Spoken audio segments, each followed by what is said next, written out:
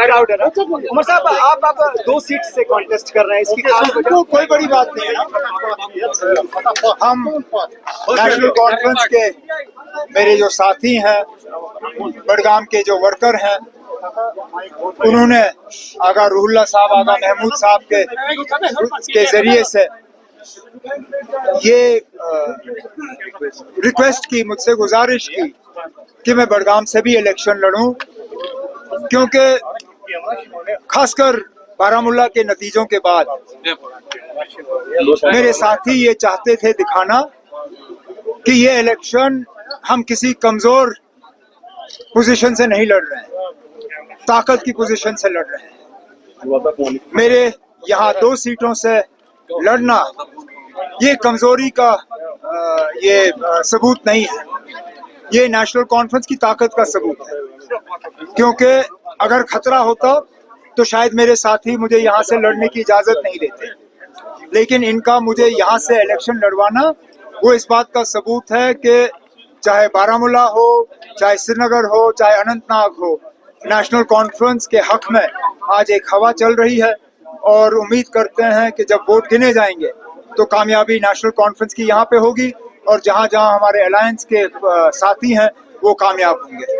राहुल गांधी कश्मीर में थे, उन्होंने ये बताई कि जो एलजी यहाँ पे कॉन्ट्रैक्ट बाहर के लोगों को दे रहे हैं, इसका पैसा बाहर के लोगों को चार्जशीट जारी किया है, तो चार्जशीट जारी किया है, फुल चार्जशीट में इस तरह की बातों का जिक्र है। तो सरकार आती है, आप चीफ मिनिस्टर बनते हैं, तो क्या इस तरह के इश्यूज पे तवज्जो दी जाएगी? बिल्कुल दी जाएगी। देखिए, हमने मंशूर के तहत पहले ही कहा है कि जो फैसले यहाँ लिए गए हैं असेंबली के जरिए, हम दुनिया को बताना चाहेंगे कि जम्मू कश्मीर के लोग जो हैं उन फैसलों के हक में नहीं है।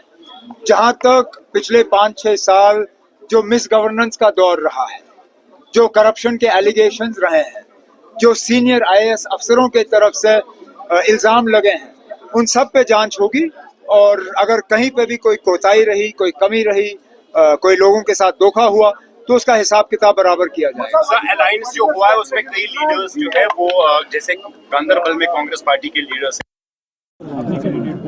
कांग्रेस पार्टी कह रही है कि हम एक्शन करेंगे। कर मुझे कोई हमें मालूम था ये होगा।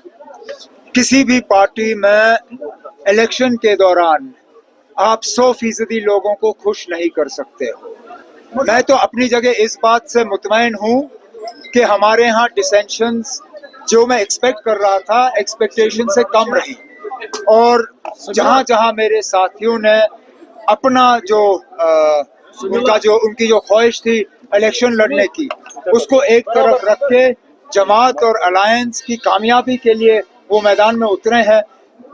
मेरे लिए उनके लिए अल्फाज नहीं है, और मेरी जो उनके लिए इज्जत है वो बहुत ज्यादा बढ़ गई है।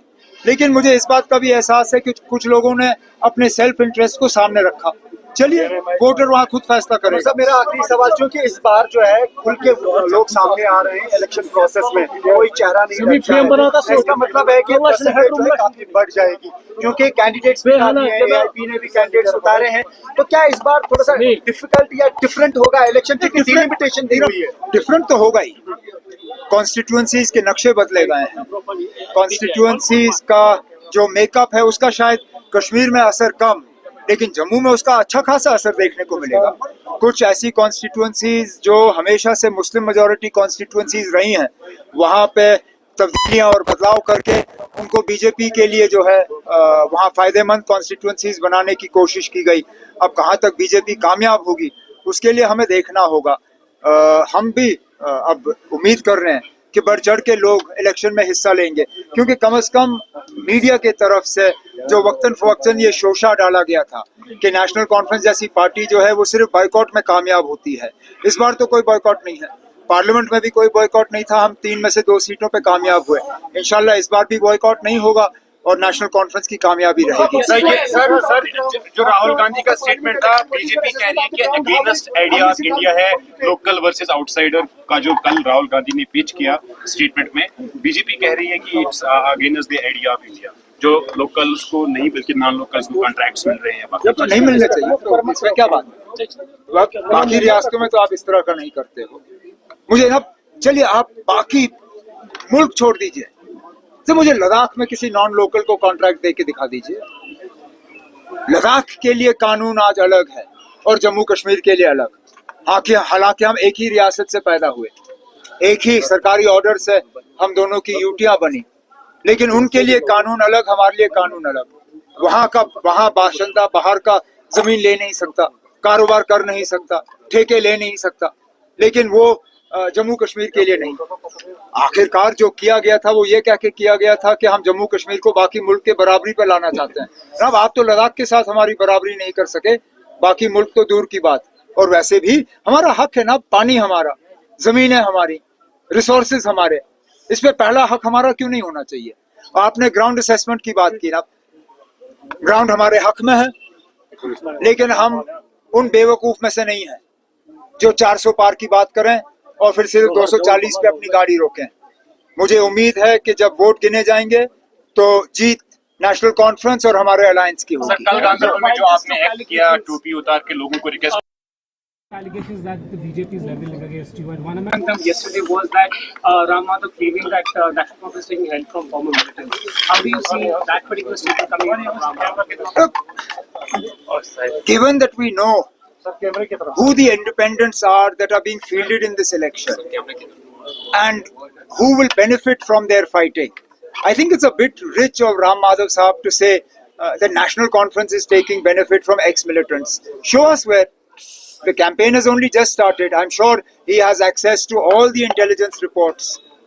There is not a single function of ours that is not monitored by the IB and the CID and all the other agencies. मेरा ये इरादा था कि चुपचाप आऊंगा, फॉर्म भरूंगा और निकल जाऊंगा, लेकिन ये आप लोगों की मोहब्बत का एक सबूत है कि आपने यहाँ बिना ये प्रोग्राम किए हमें यहाँ से जाने नहीं दिया।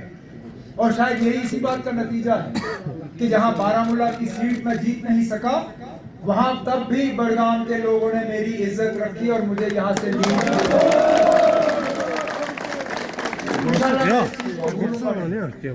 ये आपके वोट, ये आपका मोहब्बत, ये आपका प्यार, ये मेरे ऊपर एहसान है। और मैं बहुत कुछ हूँ लेकिन एहसान फरामोश नहीं है। मैं ये एहसान जो है आपके वोट का, आपके प्यार का जो है चुका के ही रहूंगा। लेकिन आज के लिए बहुत बहुत शुक्रिया।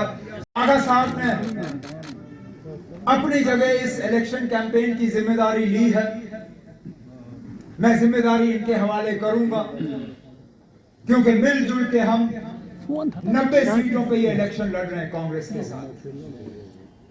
हमारा इस वक्त मकसद ये है कि हम बीजेपी को रोकें, हम उन ताकतों को रोकें जो जम्मू कश्मीर को दबा के रखना चाहते हैं, जो जम्मू कश्मीर को कमजोर रखना चाहते हैं, जो जम्मू कश्मीर के नौजवानों को सताना चाहते हैं। उसके लिए बहुत जरूरी है कि एक सीट से कुछ नहीं होगा, हमें 60-70 सीटें जीत के यहाँ जम्मू कश्मीर का हुकूमत जो है अपने हाथ में लेना है। तो जितना मैं इन दिनों में यहाँ कैंपेन के लिए आ सकूंगा इंशाल्लाह जरूर आऊंगा, लेकिन जहां जहां मैं नहीं आ सका वहां मैं फिलहाल आगा साहब और आगा महमूद साहब से गुजारिश करूंगा कि मेरी जगह मेरी बात वहां तक पहुंचाएं, इस वादे के साथ कि आज नहीं तो कल जरूर ये सिलसिला जो है मुलाकात का जो है हम जारी रखेंगे।